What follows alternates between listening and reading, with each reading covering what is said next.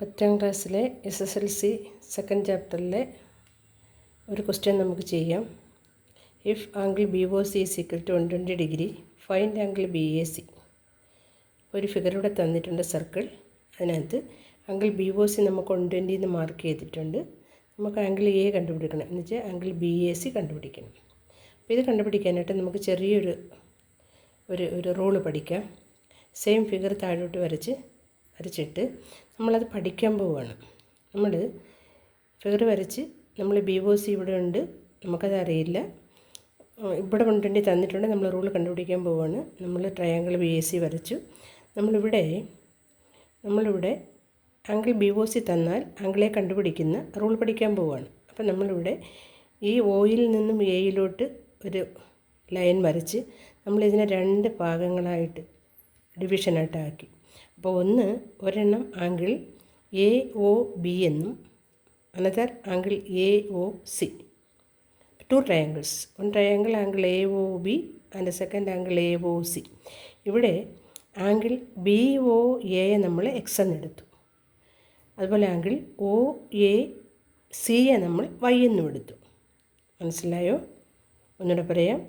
Angle BOA നമ്മൾ X എന്നെടുത്ത്, OAC നമ്മൾ Y എന്നും എടുത്തിട്ട് ഇവിടെ നമ്മൾ OB ഇവ റേഡിയസ് ആണ്. OA and OB are radius. അപ്പം റേഡിയസ് ആകുമ്പം ഇത് OAB എന്ന് പറയുന്നത് ഒരു ഐസോസെലസ് ട്രയാങ്കിളാണ്. അപ്പോൾ അതിൻ്റെ ബേസ് ആംഗിൾസ് ഈക്വലാണ്. അപ്പോൾ ഇത് X ആണെങ്കിൽ ഇതും X ആണ്.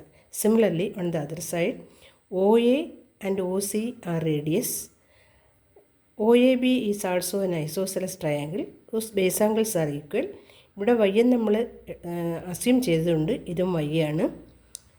അപ്പം ഈ ആംഗിൾ എന്ന് പറയുന്നത്, ഈ A എന്ന് പറയുന്ന ടോട്ടൽ ആംഗിൾ എന്ന് പറയുന്നത് X+Y ആണ്. X+Y ആണ് ആംഗിൾ E. രണ്ടും കൂടെ ആഡ് ചെയ്യുന്നതാണല്ലോ ആംഗിൾ E. ഇനി നമ്മൾ OAB എന്ന് പറയുന്ന ഈ ട്രയാങ്കിളിൽ 3 ആംഗിളും കൂടെ, ഇത് X ആണെങ്കിൽ ഇതും X ആണ്. ഇവിടുത്തെ ആംഗിൾ നമുക്കറിയില്ല. ഈ AOB എന്ന് പറയുന്ന ആംഗിൾ നമ്മൾക്ക് കണ്ടുപിടിക്കണമെങ്കിൽ ഒരു ട്രയാങ്കിളിൻ്റെ 3 ആംഗിൾസും കൂടെ 180 ആണ്. ആ 180യിൽ നിന്നും ഈ എക്സും കൂടെ ആഡ് ചെയ്ത് സബ്ട്രാക്റ്റ് ചെയ്താൽ മതി. എന്ന് വെച്ചാൽ AOB എന്ന് പറയുന്നത് 180 മൈനസ് X+X. X+X 2X ആണ്. അതുകൊണ്ട് 180 minus 2X. Similarly angle AOC എന്ന് പറയുന്നത് 180 minus Y+Y 2Y. 180 minus 2Y. അപ്പം നമ്മൾ ഇവിടെ X+Y ആണെന്ന് കണ്ടുപിടിച്ചു. നമുക്ക് ആകെയുള്ള നമ്മൾ അസ്യൂം ചെയ്തത് Aയിലെ 2 ആംഗിളായിട്ട് ഡിവൈഡ് ചെയ്ത് 1 X 1 Y ആയിട്ട് എടുത്ത് ബാക്കി ഇത്രയും നമ്മൾ കണ്ടുപിടിച്ചത് ഫൈൻഡ് ഔട്ട്. അപ്പോൾ ഇത് X+Y ആണ്. ഇനി അതവിടെ ഇരിക്കട്ടെ. ഇനി BOC അതിലേ നമുക്ക് തന്നിട്ടുള്ളത്. ഇത് തന്നാൽ ഇത് എത്രയാണെന്ന് നമുക്ക് കണ്ടുപിടിക്കേണ്ടേ. ഇവർ given angle BOC find angle E. അപ്പോൾ ഇവിടെ ഒരു സർക്കിൾ അല്ലെങ്കിൽ ഒരു പോയിൻറ്റിന് റൗണ്ട് ചെയ്ത് ടോട്ടൽ ആംഗിൾ എന്ന് പറയുന്നത് 360 ആണ്. Total angle 360. അപ്പോൾ BOC മാത്രം നമുക്ക് കണ്ടുപിടിക്കണമെങ്കിൽ ടോട്ടൽ 360യിൽ നിന്നും ഈ ആംഗിളും കൂടെ കുറച്ചാൽ മതിയല്ലോ. 360 ഇത് മൈനസ് ചെയ്യണം, ഇത് മൈനസ് ചെയ്യണം, 2 എണ്ണം മൈനസ് ചെയ്യണം. അപ്പോൾ angle BOC is equal to 360 minus 180 minus 2X plus 180 minus 2Y. 180 minus 2Xും 180 മൈനസ് 2Yയും കൂടെ ആഡ് ചെയ്ത് 3Xൽ നിന്ന് സബ്ട്രാക്റ്റ് ചെയ്താൽ നമുക്ക് കിട്ടുന്നതാണ് ആംഗിൾ BOC. ഓക്കെ, വീണ്ടും 360 മൈനസ് 180 പ്ലസ് 180 360 ആണ്. Minus 2X minus 2Y. വീണ്ടും സിംപ്ലിഫൈ ചെയ്യുമ്പോൾ 360 മൈനസ് 2 ഇൻറ്റു S+Y.